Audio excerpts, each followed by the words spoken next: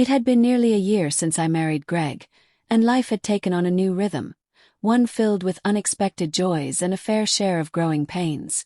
Greg's son, David, had just turned 16, and while we got along well enough, there were still invisible walls between us.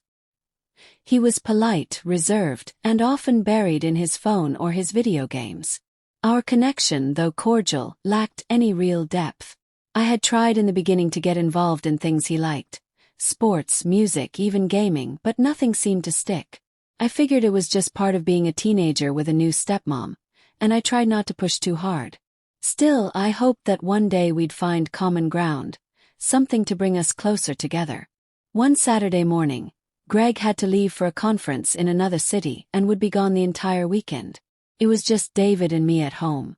I thought about making the weekend fun, maybe even special, so I asked David if there was something he'd like to do. His answer was indifferent at best. "I don't know. Whatever," he said with a shrug. Not exactly a solid lead. I had spent most of the morning cleaning and organizing the kitchen. Around noon, I decided I'd bake something. Cooking had always been my creative outlet. It was therapeutic and expressive, and when I was in the kitchen, I felt like I had control. Maybe I thought this could be a way to connect with David through food. I peeked into the living room. "Hey, David," I said. "I'm making some homemade chocolate fudge brownies. Want to help?" He looked up from his phone, raised an eyebrow, and said, "Nah, I'm good." I wasn't surprised, but I wasn't discouraged either. "Well," I added playfully, "you're still getting a taste when they're done. You've been warned." An hour later, the kitchen was filled with the rich aroma of chocolate. The brownies were out of the oven and cooling on the counter. I carefully sliced a square and placed it on a plate. I brought it into the living room and set it on the coffee table in front of David. "Just one bite," I said with a smile. "If you hate it, I'll never offer you food again."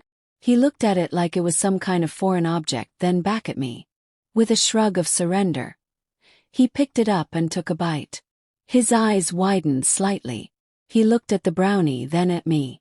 "Okay, wait," he said through a mouthful. "This is actually really good." I laughed. "Told you." He finished the brownie and reached for another. "What's in this? It tastes different from the ones we usually get at the store." I sat down beside him and explained how I used dark chocolate chips, a hint of espresso powder, and sea salt to balance the sweetness. "It's like gourmet or something," he said. "You should sell these."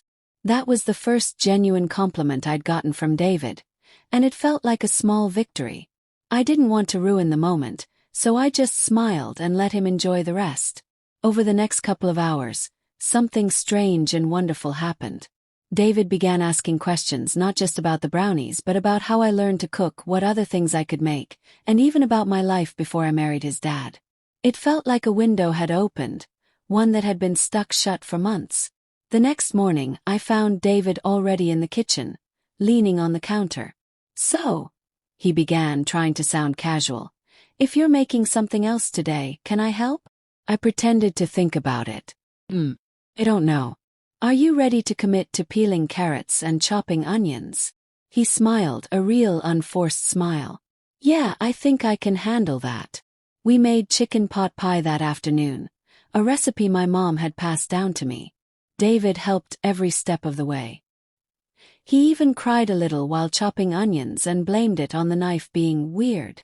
During dinner, he proudly told Greg, who had returned earlier than expected, about the meal we made together. Greg looked surprised, then delighted. "You cooked voluntarily?" he asked David, who rolled his eyes. "Yeah, and it was good. Like really good." After dinner, we all cleaned up together, and I caught Greg giving me a grateful look. Over the next few weeks, David and I began spending more time together in the kitchen. He had his preferences: pasta over rice, no mushrooms, extra cheese, and I started tailoring some recipes to include his favorites. He started opening up more too, talking about school, his friends, even his fears about college and growing up. I listened, trying not to give too much advice unless he asked for it. Our relationship slowly morphed into something that resembled a friendship, and every time we shared a laugh or a secret ingredient, I felt closer to him. One afternoon, as we were icing a batch of lemon cupcakes, he looked at me and said, "You know, I didn't think I'd like having a stepmom. I kind of thought it'd be weird forever." Paused, unsure of what to say. "But," he continued, "I think I got pretty lucky." My eyes welled up before I could stop them. I reached over and gave him a quick hug. "I think I got lucky too," I whispered. By the time David's 17th birthday rolled around, he had a full list of dishes he wanted us to cook together for his party. We spent the whole weekend prepping everything from sliders to cupcakes, and he even helped plan the decorations. Watching him move around the kitchen with ease and confidence, I couldn't help but feel proud, not just of him, but of what we had built together. It all started with one small taste, just a single brownie, and from that, something beautiful grew. A bond one never expected, a connection that no recipe could capture but every shared meal seemed to strengthen. Sometimes the simplest gestures can open the biggest doors. I gave my stepson David a taste, and his reaction surprised me, not just because he liked the food, but because it led us to something far more meaningful than I ever imagined.